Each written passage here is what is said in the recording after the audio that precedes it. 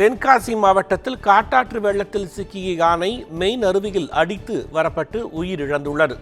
மேற்கு தொடர்ச்சி மலைப்பகுதி மற்றும் மாவட்டத்தின் பல்வேறு பகுதிகளில் கடந்த 2 நாட்களாக பெய்து வரும் கனமழை காரணமாக குற்றால அருவிகளில் வெள்ளம் கரை புரண்டு ஓடுகிறது. இந்நிலையில் குற்றாலம் மெயின் அருவிக்கும் மேலே உள்ள மலைப்பகுதியில் இருந்து 6 வயது உள்ள ஆண் யானை வெள்ளத்தில் அடித்து வரப்பட்டு மெயின் அருவியிலிருந்து கீழே இழுத்துச் செல்லப்பட்டு ஆற்றில் சடலமாக கிடந்தது. அதை பார்வையிட்ட குற்றாலம் வனத்துறையினர் யானை உயிரிழப்பு குறித்து விசாரித்து வருகின்றனர்.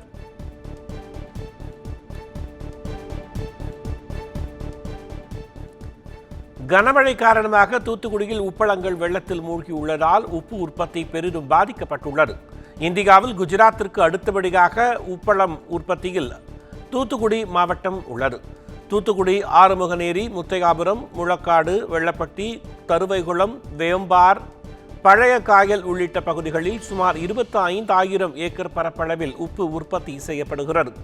இந்த நிலையில் கடந்த சில நாட்களாக பெய்து வரும் கனமழை காரணமாக 1000க்கும் மேற்பட்ட உப்பளங்கள் வெள்ளத்தில் மூழ்கியுள்ளன. இதனால் நேரடியாகவும் மறைமுகமாகவும் சுமார் 50,000 தொழிலாளர்களின் வாழ்க்கை கேள்விக்குறியாகியுள்ளது.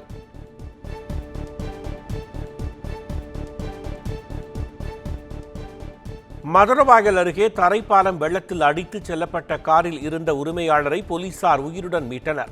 மதுரையான அளையாளம்பட்டு கூவம் தரைப்பாலம் கனமழை காரணமாக வெள்ளத்தில் மூழ்கியது.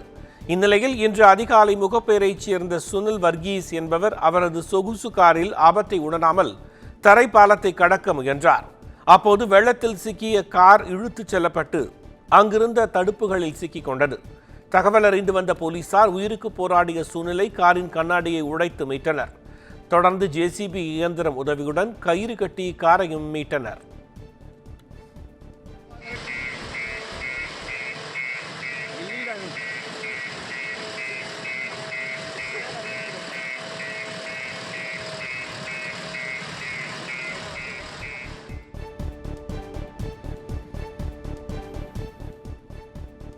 கடந்த 1 வருடத்தில் மட்டும் 6 முதல் 7 லட்சம் பள்ளி குழந்தைகளுக்கு அரசு இலவசமாக கண் பார்வை குறைபாடு கண்ணாடிகளை வழங்கியுள்ளதாக தமிழக மருத்துவத்துறை செயலாளர் சுப்ரியா சாஹூ பெருமிதம் தெரிவித்துள்ளார்.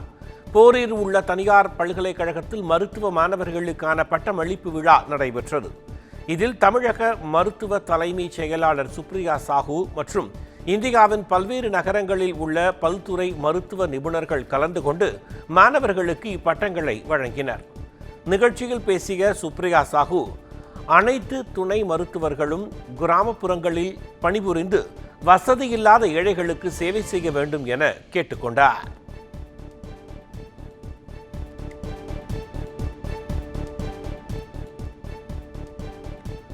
கடலூர் மாவட்டம் சிதம்பரம் அருகே அரசு டாஸ்மாக் மதுபான கடையினை மழை வெள்ளம் சூழ்ந்ததால் அவதியில் தவிப்பதாக மது பிரியர்கள் வேதனை தெரிவித்துள்ளனர். கனமழையின் காரணமாக வீராணம் ஏரியிலிருந்து வெள்ளையங்கால் ஓடை வழியாக 16,856 கன அடி தண்ணீர் வெளியேற்றப்பட்டது. பல்வேறு இடங்களையும் வெள்ளம் சூழ்ந்த நிலையில் நாஞ்சலூர் பகுதியில் உள்ள அரசு டாஸ்மாக் கடையும் வெள்ளத்தால் சூழப்பட்டுள்ளது. இதனால் மது பிரியர்கள் முட்டி அளவு உள்ள தண்ணீரில் கடந்து சென்று மதுபானங்களை வாங்கி வருகின்றனர். அந்த பகுதியில் முதலை நடமாட்டம் இருப்பதால் அச்சத்துடன் நடந்து சென்று மதுபானங்களை வாங்கி வருவதாக அவர்கள் வேதனை தெரிவிக்கின்றனர்.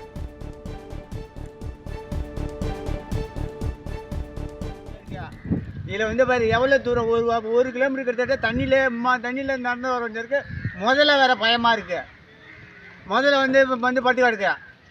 அதனால் எங்களுக்கு ஏதாவது முன்னாடி கொண்டு வந்து வைக்கிறதுக்கு ஏற்பாடு பண்ணுங்க. வந்து பாருங்க, சரக்கு வந்து வாங்கிட்டு போகிறோம் கடையில். செம்பரம்பாக்கம் ஏரியிலிருந்து வெளியேற்றப்படும் உபரி நீரின் அளவு 6,000 கன அடியாக அதிகரித்துள்ளதால் அடையாறு கரையோர மக்களுக்கு வெள்ள அபாய எச்சரிக்கை விடுக்கப்பட்டுள்ளது. தொடர் மழை காரணமாக சென்னை முக்கிய குடிநீர் ஆதாரமான 24 அடி கொள்ளளவு கொண்ட செம்பரம்பாக்கம் ஏரி 22.96 அடியாக உள்ளது. ஏரிக்கு வரும் நீரின் அளவு 6,500 கன அடியாக இருந்து 3,250 கன அடியாக சரிந்துள்ளது. இருப்பினும் ஏரியிலிருந்து வெளியேற்றப்படும் உபரி நீரின் அளவு வினாடிக்கு 4,500 கனடியிலிருந்து 6,000 கன அடியாக உபரி நீர் உயர்ந்துள்ளது. இதனால் குன்றத்தூர், திருநீர்மலை, அடையாறு ஆற்றங்கரையோர மக்களுக்கு வெள்ள அபாய எச்சரிக்கை விடுக்கப்பட்டுள்ளது.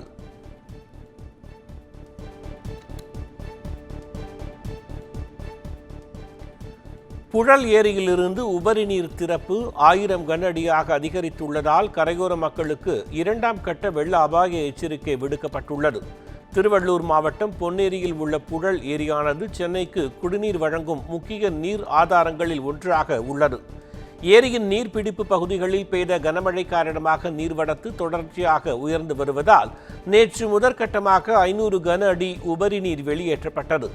இந்த நிலையில் உபரி நீர் வெளியேற்றம் 1000 கன அடியாக உயர்ந்துள்ளதால் நாரவாரிக்குப்பம், வடகரை, வடபெரும்பாக்கம், மஞ்சம்பாக்கம், மணலி உள்ளிட்ட கரையோர மக்களுக்கு 2ஆம் கட்ட வெள்ள அபாய எச்சரிக்கை விடுக்கப்பட்டுள்ளது.